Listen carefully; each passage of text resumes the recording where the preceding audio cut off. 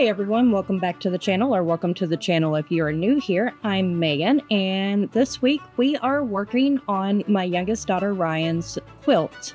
As you can see, it is bee themed, and we run into some issues at the end of this project. I still have not been able to finish this, but as you saw in the beginning, my machine had some issues, but we'll talk about that at the end of the video. Okay, so my last video that I uploaded was actually my mood mystery box reveal. And as I said in that video, I was completely amazed by everything that I got in that box. But since then, I have actually done quite a few little projects on the side, and we've had some issues at the house and some other things. But let's go ahead and show you the final result of Skyler's prom dress.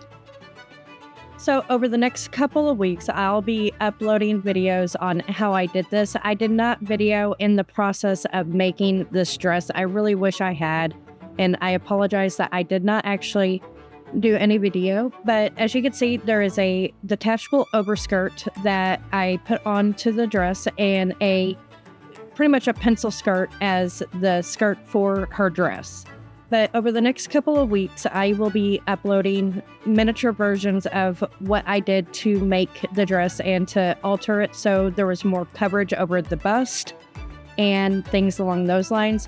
I'm not going to completely remake this dress. I am just going to show you how I went about patterning out not just the skirt and the overskirt, because it's just one big rectangle, but how I altered the corset in order to fit her for her prom dress. Now, since all of this has happened, I have made a couple other projects, but I did make myself the Barbara bodice along with the Millicent skirt in order for me to wear to Skyler's graduation. We did not make Skyler's graduation outfit. She wanted something that we could just quickly pick up from the store, so I didn't make that. So I will go ahead and show you the couple of photos that I got from Skyler's graduation, where you will see my re-edition of the Barbara bodice and Millicent skirt by Charm Patterns. I also didn't video the process of making that dress because I was in a rush to get it made in time for Skyler's graduation for me to be able to wear something nice to graduation.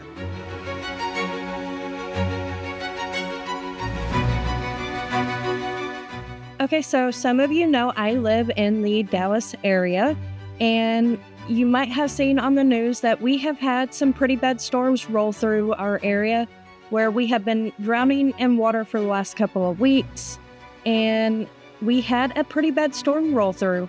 We ended up having code red and tornado sirens waking us up about 6:30 in the morning one day, where we had to take shelter.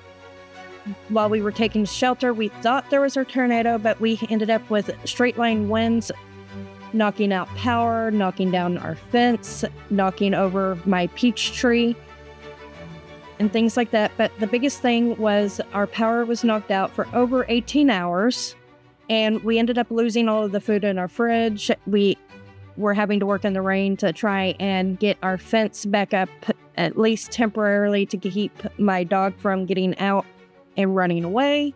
I don't think he would. He's a dumb dog, but he's a smart dog. He's not going to run away. He knows not to leave the backyard, but I also don't want other things coming into my backyard. I planted that peach tree about 10 years ago, and I cried when I found out that it was down. The root ball was up in the air, and I cried because of that. But we are okay. There was no damage to the house. It was just our fence and my tree that was knocked down. Other people in our neighborhood were not so lucky. I'll show a couple of photos of around my neighborhood. I don't have a picture of my tree or my fence, which we still don't actually have fixed. It's been about 2 weeks since that happened, but it wasn't major. That's something that me and my oldest daughter Skyler can work on actually getting fixed. I mean, she's got the construction background, she's got the woodworking, and she's done some fencing in class, so she's going to be able to help me get that put back up. But we've been good. It was just the food loss that we had. And that was just one of the things that has happened over the last couple of weeks that has happened to our family that has been a setback that I haven't been able to record. So I apologize. Things seem to be settling down. We'll talk about some of the other things here in a minute, but the storm really scared me because I have a huge pecan tree that it has to be 60 feet tall. It is huge in my backyard, and I was terrified it was going to come down on either my house or my neighbor's house, and if it came down, it would have been disastrous. No one in my neighborhood lost lives. We have some cars that were completely demolished, and like I said, I showed you some of the photos of those trees that were in my neighborhood, but over 600,000 in my city lost power that day. So we're lucky that we got power back because some people were still without power over a week later. While they were fixing it, we lost power a couple of times after that, but it wasn't so bad. I'll say that. We did not have it as bad as some other people in my little city. Now, on a side note of good things that has happened, my youngest daughter, Rhyan, did have her 11th birthday, and she got to order a custom cake that is here now. It's a orange cake that looks like a fox that she wanted, that we found a picture on Pinterest, and I was able to get her the fox cake that she wanted. We didn't really do anything major. We just kind of celebrated as a family. Okay, so let's go back to this quilt that I am currently working on. It is the 10 Square Scramble by Scrappy Fabrics. I'll have it linked down below or up above where you'll be able to click on it to go see how this quilt actually works and how to make it. But hey, look, you have a surprise visitor of Hugs, my youngest daughter Ryan's favorite little kitty. She has grown up so much since the last time you have seen her, and she is full of fire. She wanted to help me with sorting out exactly how I was going to do all of my little squares to get it ready, but that is the pattern for this. I didn't exactly get it exactly 100% the way I wanted to, and you know what, that's perfectly fine. I'll show you a couple of photos and videos while I'm down here trying to sort this out. You will actually see where Hugs attacks me a couple of times in this video while I'm trying to get this laid out. This was not the final way I was doing this pattern layout of the different squares. I ended up going with a different one and adding on some other things to make this exactly the size that we needed. I made over 50 squares and ended up probably having to make more. I don't remember. It's been a little bit of time since I was at the stage. And as you can see, it takes me quite a while to actually get through and get this exactly how I wanted it laid out for her quilt. I ended up doing this twice in order to get it exactly how I wanted. And you know what? That's perfectly fine. We ended up getting it either way. And yeah, I think I did about 50 squares total and then ended up making more to even it out exactly the way I wanted to. And it just took me a really long time to figure out exactly how I wanted these laid out, because I wish I had had more variety in the fabrics, but this was a quilt kit set that I picked up from Walmart, so it only came with these fabrics right here. I really wish I had a couple more choices, or I actually really wish I had a couple of solid fabrics in order to mix all of that in with this. I am going to go ahead and let you watch the rest of this for a little bit while I finish this up. I'll add some music where you can listen to, and at the end, I'll come back and talk to you about what has happened with my machine.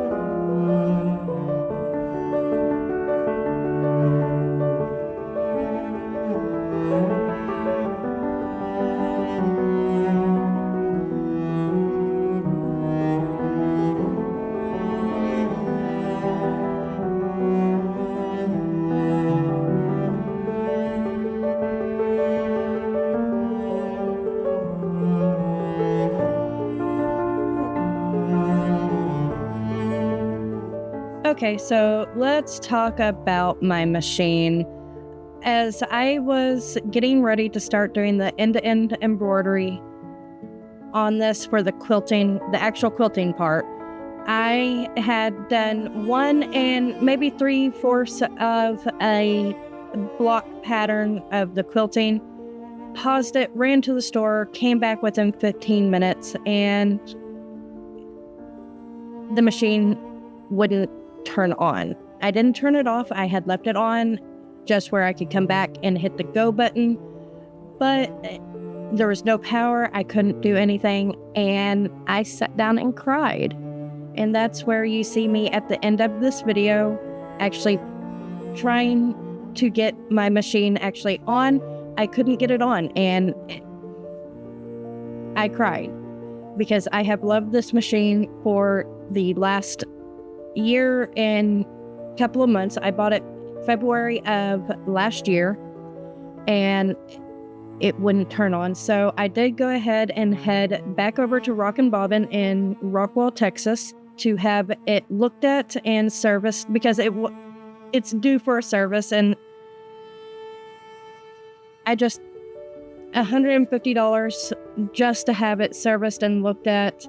I don't know if the machine is still under warranty or not, and I'm so sorry for how this is coming out, but I cried.